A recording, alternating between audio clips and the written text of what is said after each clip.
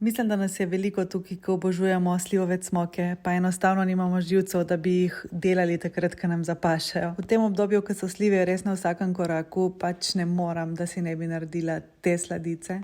Ko v bistvu sploh ni sladica, ampak je lahko čisto uravnotežena glavna jed. Zmešala sem skuto, jajca in moko, zamesila testo.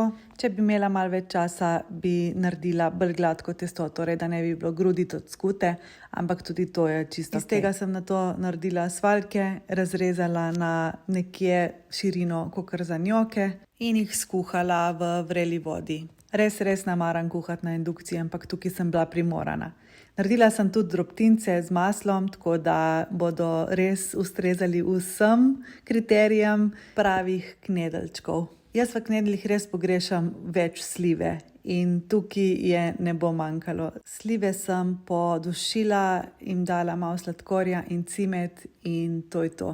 To je končna verzija in dober tek.